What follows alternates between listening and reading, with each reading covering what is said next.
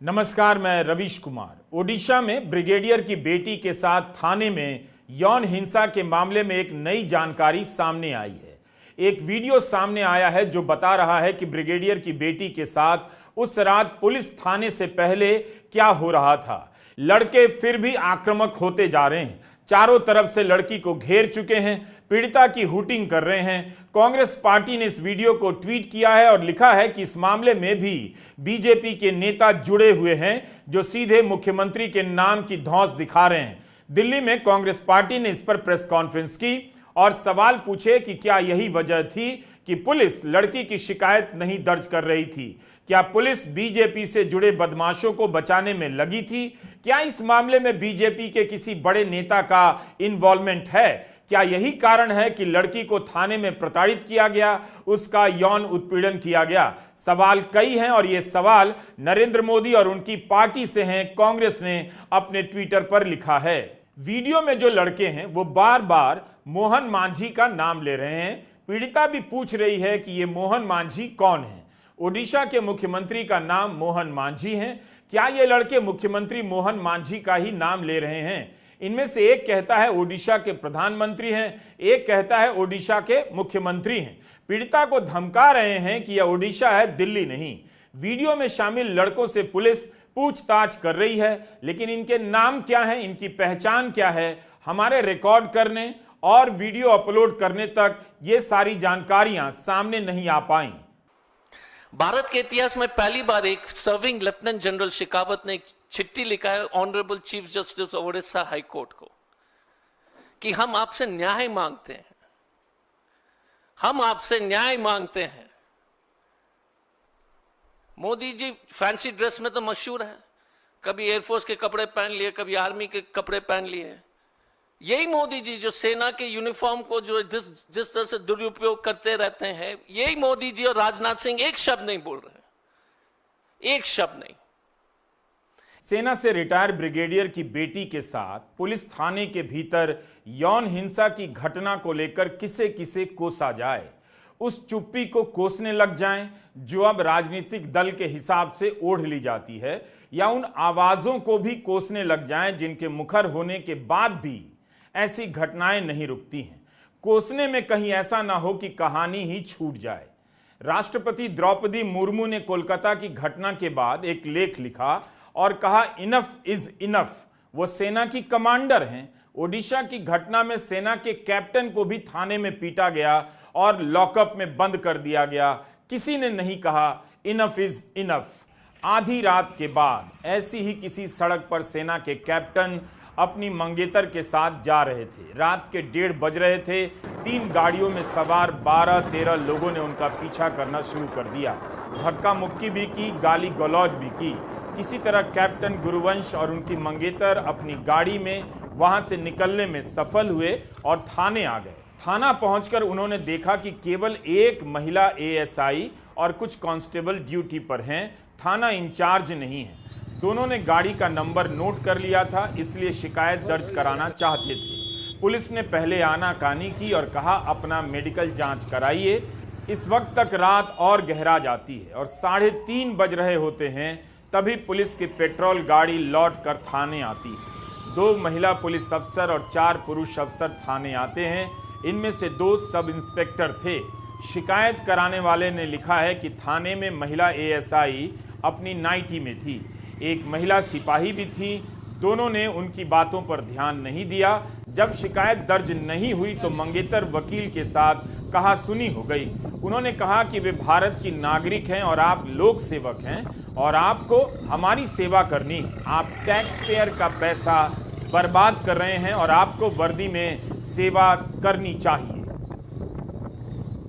महिला वकील और ब्रिगेडियर की बेटी ने ठीक ही तो कहा। सेना के ब्रिगेडियर के घर में बड़ी हुई लड़की को इतना तो अधिकार बोध होना ही चाहिए कि वह थाने में कह सके कि भारत की नागरिक है और थाने में बैठे लोग लोक सेवक हैं, उनका काम लोगों की मदद करना है।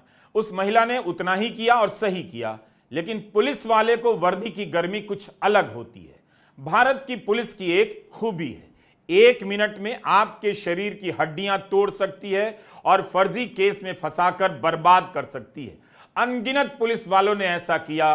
उनका कोई कुछ नहीं बिगाड़ सका।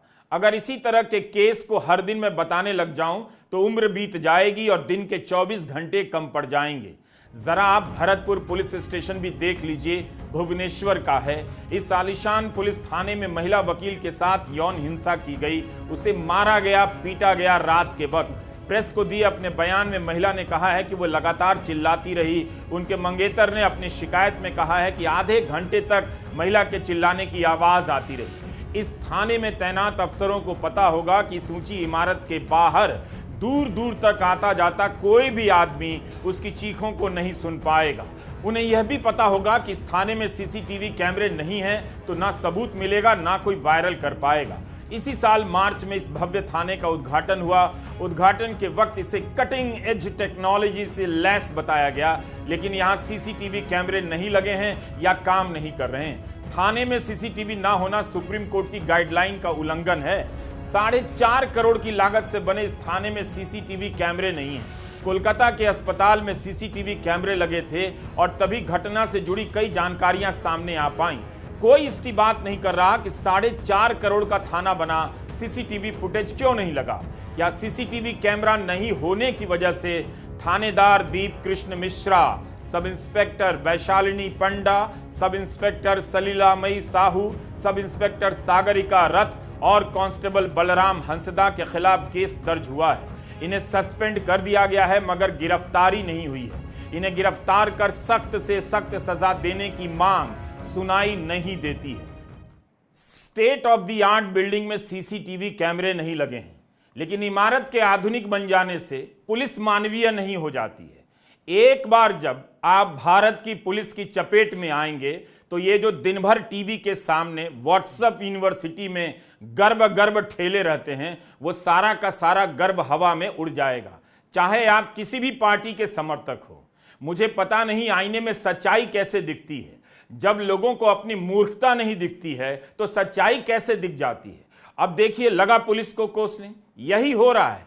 कभी लोगों की चुप्पी को कोसने लग जा रहा हूं तो कभी पुलिस को, जबकि संकट कुछ और है। संकट यह है कि उस कहानी को कैसे कहें जो मध्य प्रदेश में सेना के अफसरों के साथ निकली लड़की के साथ हुआ। सेना के अफसर के होते हुए गुंडों ने उनकी दोस्त के साथ गैंग रेप किया। उस कहानी को कैसे कहें जो ओडिशा में अपने मंगेतर और सैनिक अफसर के साथ निकली लड़की के साथ हुआ।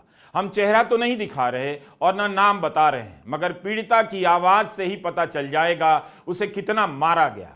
सिर्फ यह कह देने से कि मैं भारत की नागरिक हूं। महिला सब इंस्पेक्टर गालियां देने लग गईं, जबकि महिला एक वकील है, साथ में सेना का अफसर है। इतनी हिम्मत तो होनी ही चाहिए कि वो वीडियो बना सके, और वह वही करने लग गई, दुनिया को बताने के लिए कि ये पुलिस एक्शन नहीं ले रही है, पर पुलिस है, उल्टा उसी पर भड़क गई। High court of Odisha, army authorities and media and AIIMS, उनके मेडिकल के लिए सबको थैंक्स बोलना चाहूँगी। दैट इज द रीजन अभी मैं यहाँ पे बैठ पा रही हूँ ठीक से और फ्री हूँ, because I was wrongfully thrown into jail. 15 को रात को अराउंड 1 AM अपना रेस्टोरेंट क्लोज करने के बाद व्हेन आई वाज अपने घर जा रही थी, कुछ गाड़ी ने हमारा रास्ता रोका था और हमसे लड़ने की कोशिश की थी। उनसे जैसे भी बचाते हम लोग जब गाड़ी में वापस बैठे और उसका FIR देने भरतपुर पुलिस स्टेशन गए, वहाँ पे एक लेडी कांस्टेबल बैठी हुई थी अपने नाइटी में रिसेप्शन पे, और कोई भी नहीं था। उनको मैंने बहुत बार FIR लिखने के लिए बोला, मेरा कंप्लेंट लॉन्च करने के लिए बोला, क्योंकि बहुत सारे लड़के थे वो लोग, तो वो पीछा हमारा कर सकते थे वापस। उसके लिए मैं उनको चाहती थी कि वो FIR लिखे या पेट्रोल भेजे या कुछ करे। उन्होंने मुझे कोई हेल्प दी नहीं, उल्टा मेरे साथ गाली गलौज की। जब मैंने उनको बताने की कोशिश की कि मैं एक लॉयर हूँ और उनका बनता है इस टाइम पे FIR लिखना, ये उनकी ड्यूटी है, तो उन्होंने मुझ पर और गुस्सा किया। थोड़ी देर बाद जब एक पेट्रोल गाड़ी आई, उसमें से और फीमेल ऑफिसर्स और बाकी मेल ऑफिसर्स आए। उन्होंने गुरुवंश को अपॉर्चुनिटी दिया था कंप्लेंट लिखने का, बट उतने में ही उन्होंने पता नहीं क्यों उसको कस्टडी में डाला। फिर मैंने उनसे वापस रिक्वेस्ट किया और बोला कि आप एक आर्मी ऑफिसर को नहीं डाल सकते हैं कस्टडी में, ये अनलॉफुल है, आप नहीं कर सकते ऐसा। तब तक दो फीमेल ऑफिसर्स ने मेरे बाल पकड़ के जोर से खींच के मुझे मारना पीटना शुरू कर दिया। मैंने उनको रिक्वेस्ट करते रही, प्लीज स्टॉप, मत कीजिए ऐसा, मत कीजिए। फिर वो पुलिस स्टेशन के कॉरिडोर से मुझे घसीटते हुए ले जा रहे थे और उस टाइम पे मैं जितना जो उनको फाइट दे पाई, जहाँ उनके हाथ दिखे, एंकल्स दिखे, मैं फाइट बैक करने की कोशिश कर रही थी। सेना के कैप्टन को 4 पुलिस वालों ने पकड़ा, जकड़ा और लॉकअप में डाल दिया। देखिए, हम सारी बात नहीं बता रहे हैं, जो उस महिला के साथ हुआ एक एक डिटेल नहीं बता रहे हैं। मेरे बताने में और उनके साथ जो हुआ है बहुत अंतर है। ना ही हम सेना को लेकर आपके भीतर के राष्ट्रवाद को ललकार रहे हैं। जैसे गोदी मीडिया सेना का नाम लेकर लोगों को ललकारता है और लेखकों पत्रकारों को देशद्रोही बना देता है और आपको मजा आता है, वो हम नहीं करना चाहते। लेकिन अब हम पुलिस को कोसते कोसते गोदी मीडिया और राष्ट्रवाद के इस्तेमाल को कोसने लग गए। यही दिक्कत है। कहानी कहें या कोसते रहें, जरूरी है घटना का ब्यौरा लोगों तक पहुंचाना, और वही कर रहे हैं। लेकिन बीच बीच में ये फालतू किस्म का राष्ट्रवाद आ जाता है। सेना के कैप्टन का फोन और आईडी कार्ड छीन लिया गया। उसी समय 2 महिला अफसरों ने पीड़िता को बालों से पकड़ा और बार बार थप्पड़ मारे। रात के 3 बजे पीड़िता कैप्टन के सेल के बाहर थी, रोने लगी और दोनों ने पुलिस से पूछा कि कैप्टन को इस तरह से जेल में क्यों डाला गया है। इसका एक ही जवाब मिला कि थाना इंचार्ज आकर समझाएंगे। 1:30 बजे रात को गुंडों ने पीछा किया। थाने में सुबह के 5 बज गए थे। ये गुंडे थे कौन, हैं कौन, क्या किसी राजनीतिक दल से ताल्लुक रखते हैं? 3-3 गाड़ियों में सवार रात में ये एक कार का पीछा करते हैं। इनके बारे में भी 6 दिनों के बाद तक कोई डिटेल नहीं है। कोलकाता में कितनी जल्दी सारी जानकारियां सामने आ गईं। कुछ अफवाहें भी उड़ गईं कि प्रिंसिपल का संबंध तृणमूल से है, एक छात्र का नाम आ गया, वो मंत्री का कुछ लगता है, गलत सलत सब चलने लगा। लेकिन ओडिशा में ये 12-13 लोग कौन हैं, इनके नाम क्या हैं, इनका किस राजनीतिक दल से संबंध है, अभी तक कुछ भी सामने नहीं आया। बहरहाल कैप्टन को लॉकअप में डाल देने और महिला वकील को मारने के बाद भी उसका अधिकार बोध सलामत था। वो अपनी गाड़ी से फोन लाने गई ताकि कैप्टन को दे सके, ताकि कैप्टन अपने रेजिमेंट को बता सके। अब यहां से आगे मुझे बताने की हिम्मत नहीं हो रही। एक काम करता हूं, अब हम डिटेल कम कर देते हैं, क्योंकि कुछ डिटेल ऐसे हैं जिन्हें बताया नहीं जा रहा है। दूसरा, मैं ग्राफिक्स का प्लेट लगा देता हूं स्क्रीन पर, समझिए एक पर्दा लगा देता हूं ताकि उसके पीछे से मैं जो बता सकता हूं वो बता सकूं। महिला सब इंस्पेक्टर और पीड़िता में फिर से बहस होने लगी। करीब 6 बजे उन्होंने पीड़िता को धक्का दिया और थप्पड़ मारे। पीड़िता भागने लगी तो 3 महिला अधिकारियों ने उन्हें बालों से पकड़ लिया और खींचकर एक अकेले कमरे में ले गईं। पीड़िता ने उनके चंगुल से निकलने की कोशिश की, मगर पुलिस अधिकारी उसे लातों से मारती रहीं। इस कमरे में 2 पुरुष कांस्टेबल भी थे। उन्होंने पीड़िता की जैकेट उतार दी और उसके हाथ पीछे बांध दिए। महिला पुलिस सब इंस्पेक्टर ने पीड़िता के कपड़ों से उसके पैर बांध दिए। इस अर्धनग्न अवस्था में पीड़िता पुरुष अधिकारियों की मौजूदगी में फर्श पर पड़ी रही और मदद के लिए लगातार चिल्लाती रही। इस कमरे में पीड़िता अकेली थी। थाने के भीतर उसके साथ यह सब हुआ। सेना के कैप्टन ने अपनी शिकायत में लिखा है कि उसे आधे घंटे तक अपनी मंगेतर के चिल्लाने की आवाज आती रही। सुबह 6:15 बजे थाना इंचार्ज दीन कृष्ण मिश्रा आकर पीड़िता को धमकी देते हैं कि वो चुप नहीं हुई तो उसका बलात्कार कर देंगे। कुछ समय बाद वो कैप्टन के पास जाते हैं और कहते हैं रात वाली घटना के बारे में शिकायत दर्ज कराएं। कैप्टन भागकर पीड़िता के पास जाते हैं तो देखते हैं वो अर्धनग्न अवस्था में है, उनके हाथ पैर बंधे हुए हैं और फर्श पर खून फैला हुआ है। हमने घटना का सारा ब्यौरा नहीं दिया, हमने काफी कुछ आपको नहीं बताया। क्या वह सब बताना जरूरी है कि कपड़े कैसे उतारे गए और क्या क्या हुआ? लेकिन जब यह पढ़ा नहीं जा रहा है, बताया नहीं जा रहा है, तो पीड़िता पर क्या गुजरी होगी? वह जीवन भर इन जख्मों से टकराती रहेंगी। हम तो निश्चित ही दूसरी कहानी की तरफ बढ़ जाएंगे। पीड़िता जिस वक्त अपना हाल बयां कर रही थी, उस वक्त रिकॉर्ड कर रही थी महिला पत्रकार। उनके चेहरे पर जो भाव उभर रहे थे उसे भी किसी ने नोटिस नहीं किया।